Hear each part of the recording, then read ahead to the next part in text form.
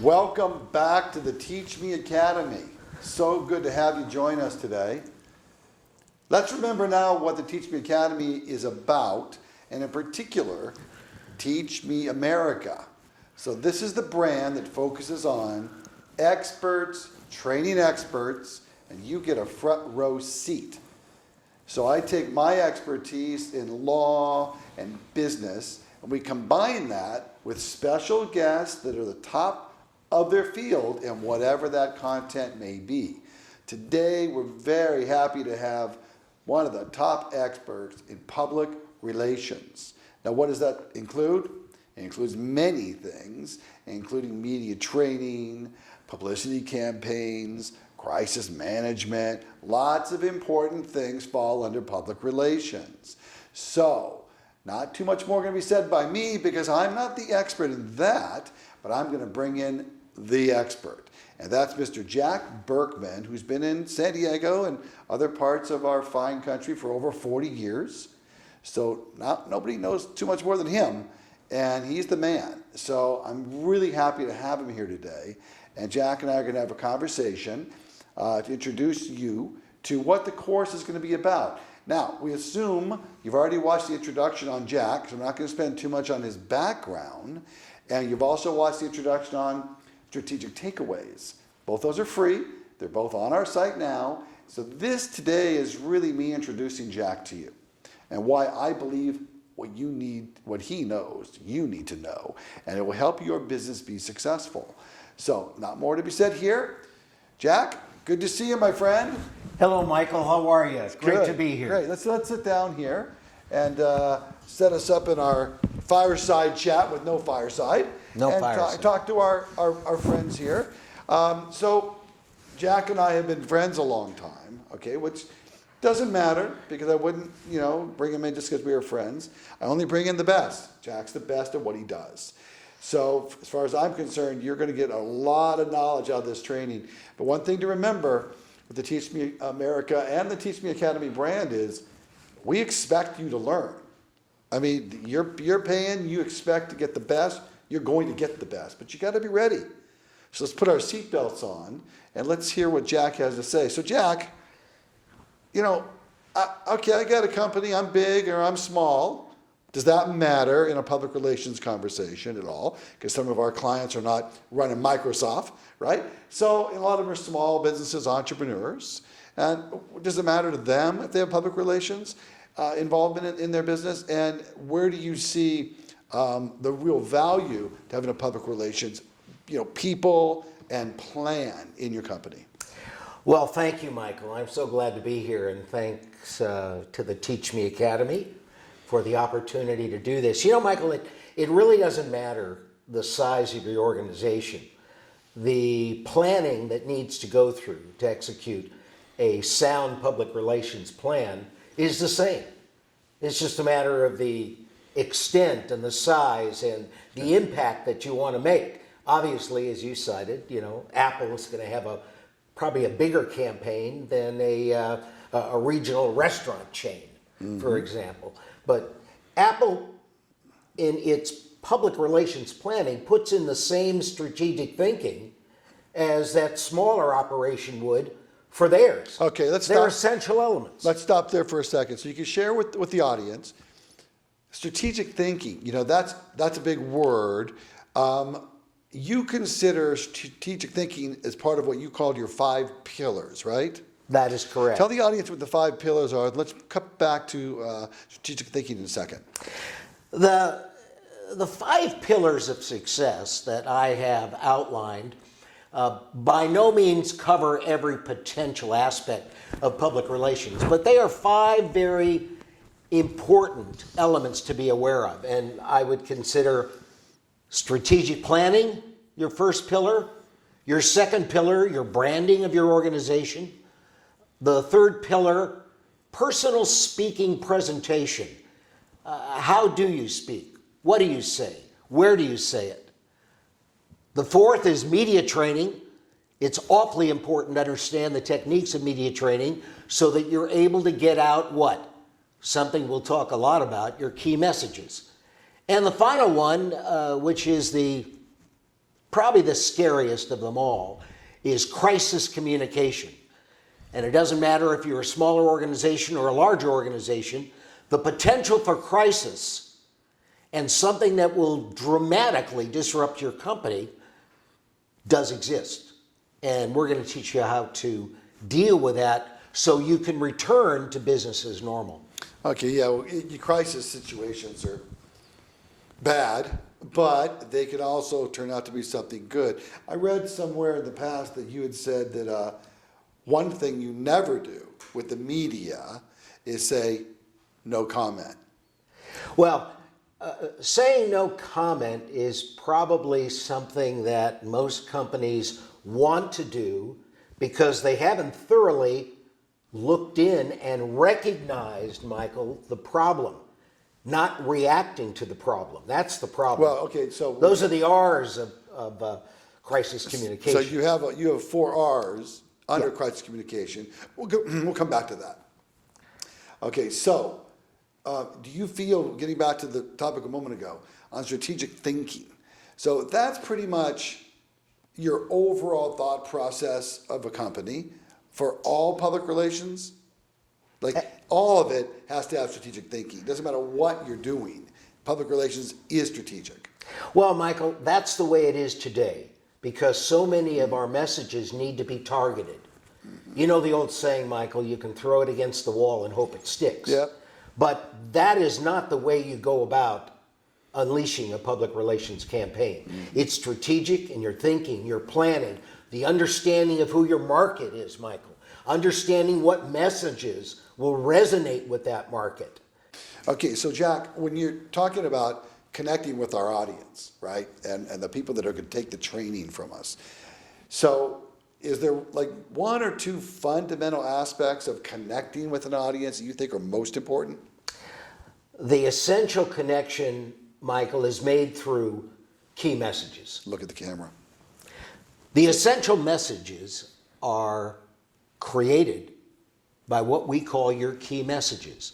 Those messages that fully represent, in an easy to understand way, what your company's about, how you strategically direct those questions to make sure that it hits the right target with things that they are interested in. You know, it's crowded out there in social media and all kinds of other media disruptions and information. You want to be as targeted with your messages as you possibly can and make sure they not only hit who you're trying to reach, but what you say has relevancy to them. Hey, Jack, okay, you brought up social media. Okay, so why don't you give our audience a little tutorial on the history of public relations and how it's changed over the years? Because when you first started out, back then, there was a horse and buggy. Thank you, Michael. And so with the horse and buggy, you had ads on the side of a horse carriage. Okay, then that morphed into billboards when there actually were cars. Okay, and so after that, then there were planes and things of that nature. Okay, which I'm sure you remember. Okay, but I'm thinking that when you were a youngster and you were starting, TV and radio were your babies, right? I mean, that's what you're trying to drive messages. And print. And print and magazines, which Jack did a lot of work in that area. And where we are today. So how has the landscape changed in the last 10, 15 years? And what are you doing differently now in your advice? Or maybe staying the same with other advice? Let the audience share, because our audience has a wide gap of age, so I'm sure they'll appreciate your ideas. Well, let's understand that the original public relations was certainly not as strategic. However, it was based fully on opportunities back in those days when there were just a number of newspapers and radio stations, television stations, magazines. There wasn't anything like online like there is today. And what you did was people look forward to reading the newspaper in the morning. They grabbed that newspaper to see what was going on.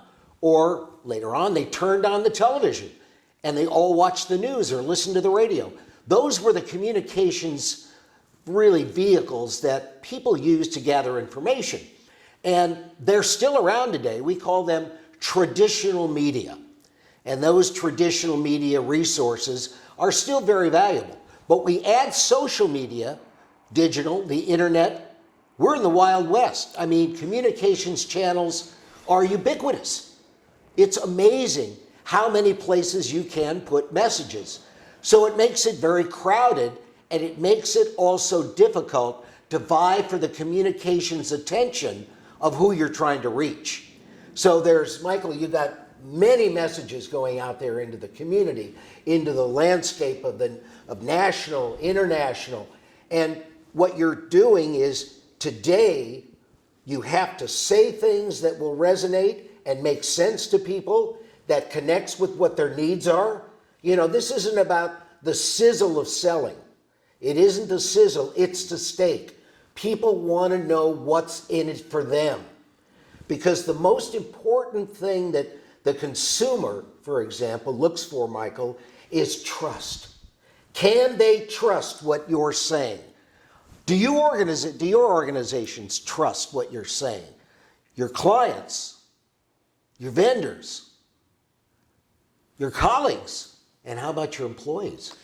There's lots of audiences that you need to reach with those trusted messages. And we can get in deeper on those as we go along, Mike. Well, actually, the course does talks a lot about trust, and you go into some details of what Jack calls his deep dives. Okay, so let's also remember that what Teach Me America is about, and the Teach Me Academy, is about experiential learning in business and law. That means that everybody that sits in this chair, like Jack, has the experience to teach you, right? So we're not about go write a book. Maybe we've all done that. Go write your articles. I'm sure we've done that. I've done 1,000 interviews. Okay, that's fine. This is about experience. So when Jack's teaching you, he's telling you the things that you're not going to go learn in a book. And by the way, if you did go learn it in a book, how would you apply it?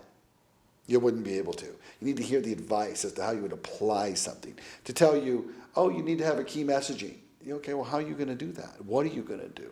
Is the messaging going to be for an age demographic of 18 to 24, 24 to 45, the retired community? Which one of those are you key messaging? And, Jack, you will change your messages based upon demographics and age. Is that correct? Absolutely, Michael. And one more thing, those messages will be tracked.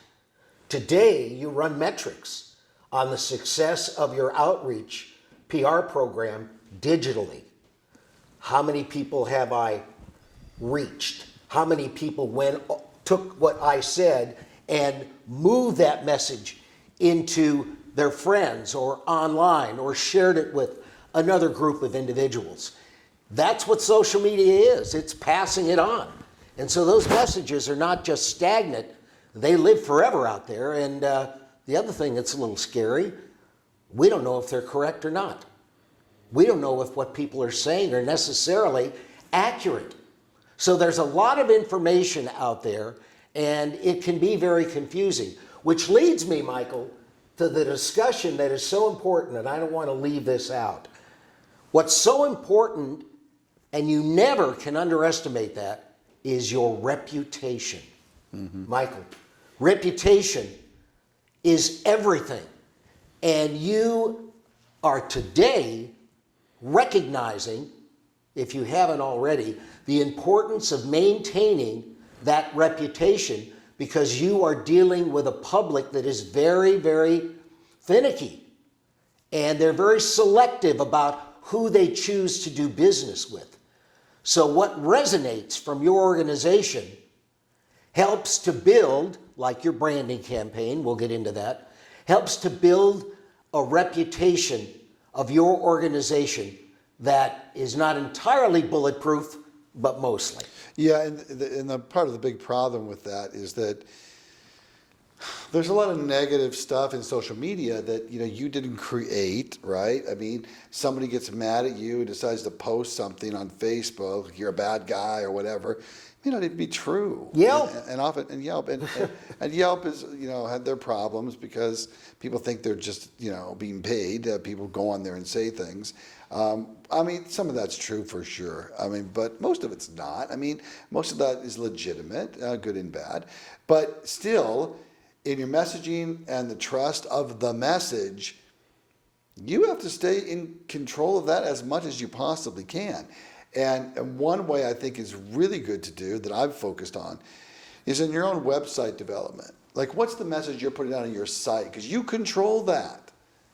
Things, people can write about things about you, but the website you own, you created that. So are there like key messages inside a website you think are really important to deliver that creates trust?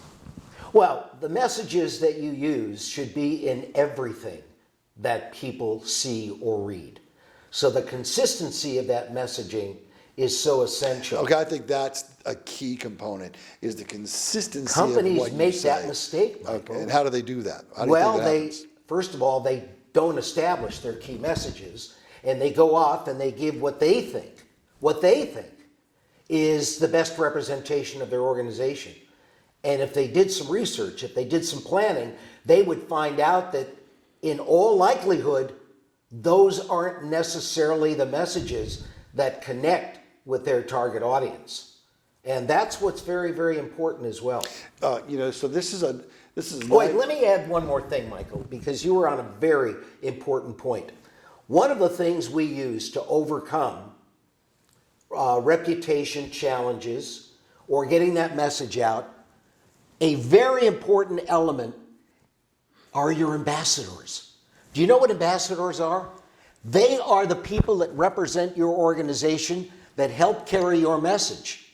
And you empower those ambassadors. I'll teach you how to do that. You empower those ambassadors. Who are they? They're your employees.